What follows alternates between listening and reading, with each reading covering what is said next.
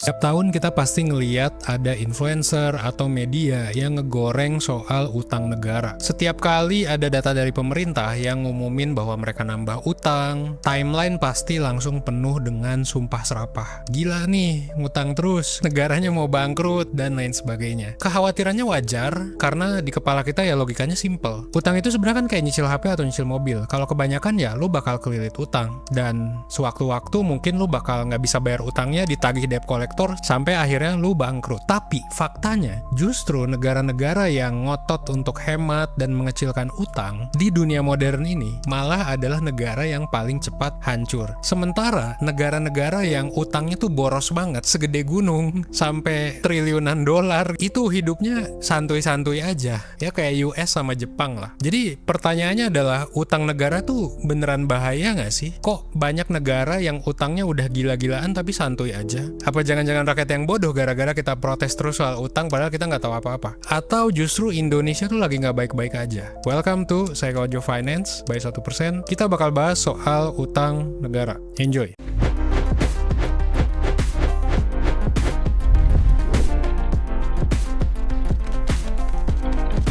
Welcome to Psychology of Finance. Oke guys, sebelum lanjut gue mau ngasih tahu info buat lo yang lagi ngerasa bingung, ngerasa stuck sama hidup akhir-akhir ini.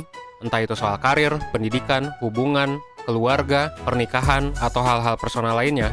Sekarang 1% tuh nyediain psikotes premium.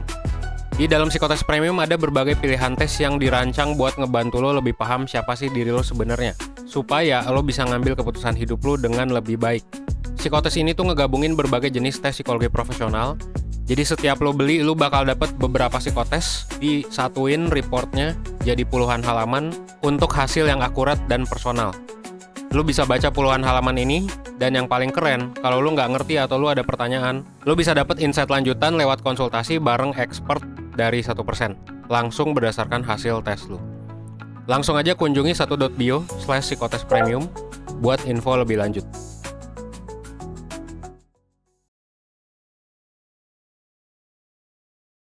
Kita bakal bahas soal Yunani. Yunani itu adalah negara yang kena krisis utang yang parah. Di tahun 2010, utangnya tuh numpuk, ekonominya udah goyang, market juga panik, dan seluruh dunia yang lagi ngeliatin Yunani itu menunggu respons dari 3 institusi. Pertama, pemerintah Yunani, yang kedua, Uni Eropa, dan yang ketiga adalah IMF. Nah, 3 lembaga itu akhirnya memutuskan, termasuk ke Yunani sendiri, bahwa jawabannya adalah, oke, kita harus hemat karena kita utangnya udah terlalu banyak. Yang terjadi adalah APBN alias belanja negara itu dipangkas brutal, pajak dinaikin gila-gilaan, semua demi satu tujuan, ya gimana caranya biar rasio utangnya tuh bisa kembali normal. Logikanya persis kayak orang lagi nyicil iPhone, ya alih-alih ningkatin income segala macem gitu ya, atau ngutang lagi dengan lebih brutal, ya gimana caranya kita makan Indomie aja gitu tiap hari biar utang iPhone-nya bisa kebayar. Sayangnya hasilnya adalah kebalikan dari ekspektasi. Jadi GDP Yunani itu anjlok sekitar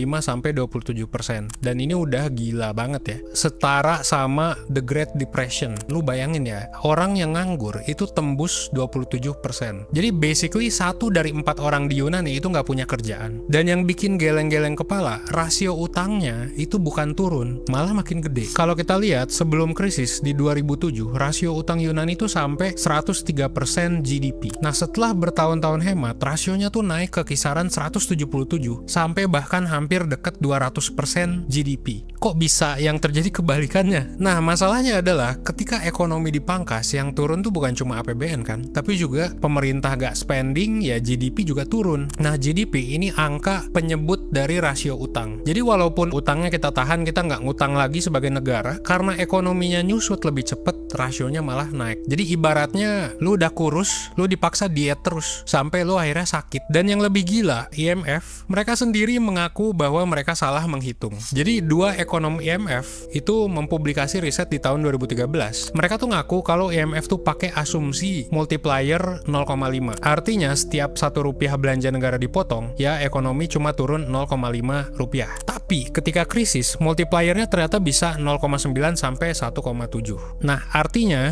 ternyata berhemat itu lebih menyakiti daripada ketika negaranya boros. Nah, kalau kita bandingin sama US di era The Great Depression, Presiden Presiden FDR itu ngegas belanja gede-gedean lewat namanya The New Deal. Dia ngebangun jalan, dia ngebangun bendungan, dia ngebangun gedung, dan ekonomi US itu rebound kuat dari The Great Depression. Nah, jadi pola yang menarik di tengah ekonomi yang sekarat justru harus boros. Inilah yang justru jadi obat, bukan jadi racun. Dan menariknya kita juga melihat itu di beberapa negara yang kita lihat sekarang. Ada negara yang utangnya jauh lebih gede, udah terlalu gila utangnya kalau kita lihat, tapi malah aman-aman aja. Negara apa itu? Nah, negara itu adalah Jepang.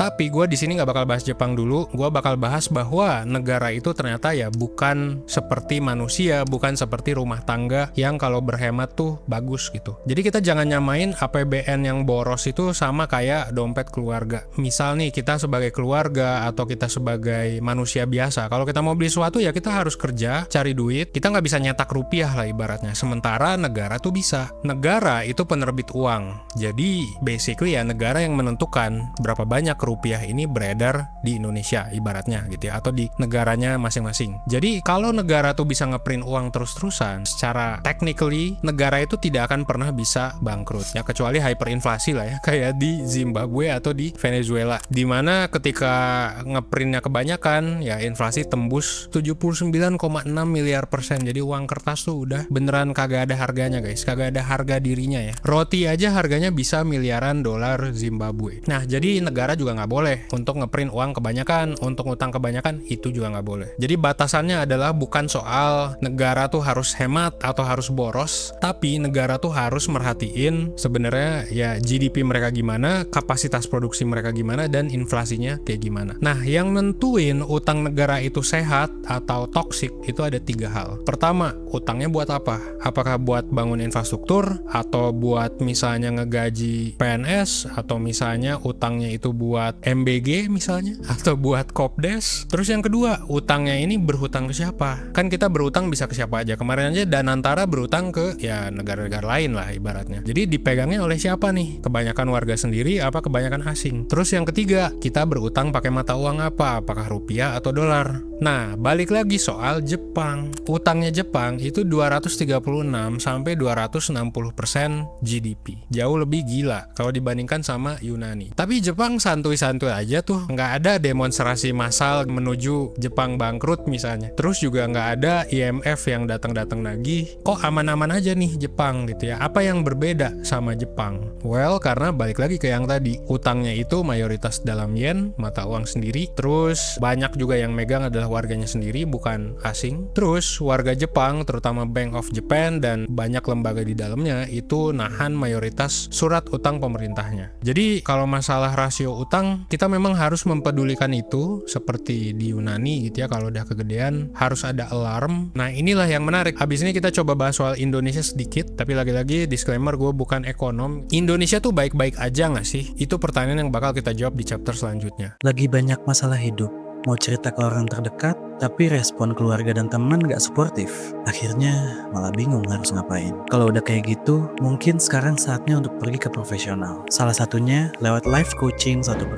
Bisa bantu kamu untuk mencari tahu akar masalahnya, serta langkah-langkah untuk proses pengembangan kamu ke depannya. Mulai 150.000, kamu sudah mendapatkan sesi konsultasi, tes psikologi, dan worksheet. Jadwalkan sekarang, klik link di bawah ini atau link di deskripsi.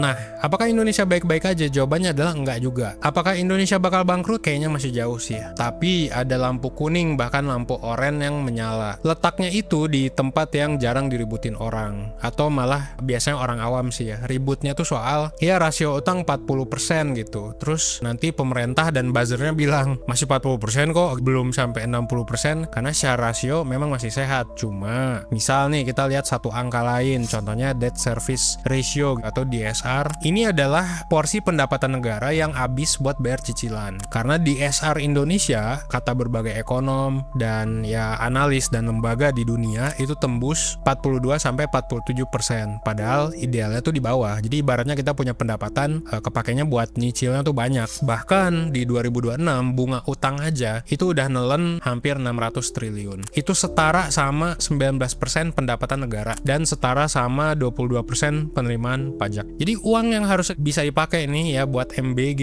ya, buat Kopdes segala macem, basically buat pendidikan, kesehatan, infrastruktur, itu habis duluan buat bayar bunga utang. Nah inilah yang mungkin harus diwaspadai, salah satunya. Ada banyak lagi sih yang harus waspadai, tapi dari satu angka ini aja ya, Indonesia nggak baik-baik aja sih dari segi utang. Tapi sebetulnya kita bisa bertanya tentang hal lain juga. Yang pertama nih, utang kita tuh untuk apa? Apakah untuk hal yang produktif atau tidak produktif? Terus utangnya dipegang sama siapa? Ini bisa lu cek sendiri atau lu bisa bantu cekin karena gua nggak nyatet. Terus mata uangnya itu kebanyakan dalam mata uang apa? Apakah dolar, apa rupiah, atau yuan gitu. Nah kalau lu udah bisa ngejawab ini, ya lu bisa ngeliat kalau Indonesia tuh baik-baik aja apa enggak dari segi utang. Ya tapi long story short atau secara singkat ya, Indonesia tuh lampu kuning lah sekarang. Jadi masih aman. Tapi apakah trennya membaik atau memburuk? Kelihatannya sih kalau menurut gua, kalau duitnya dipakai bancakan buat MBG misalnya, terus akhirnya menguntungkan ya lembaga-lembaga tertentu, terus si anak-anak murid siswa dapatnya makanan basi lah. Nah menurut gua itu pemborosan. Sorry buat pendukung MBG, tapi menurut gua MBG tuh eksekusinya sangat kurang ya gitu, karena ada korupsi lah, terus ternyata pengambil untungnya juga ada dari partai segala macem yang banyak. Ini kan berarti ada yang salah gitu loh. Jadi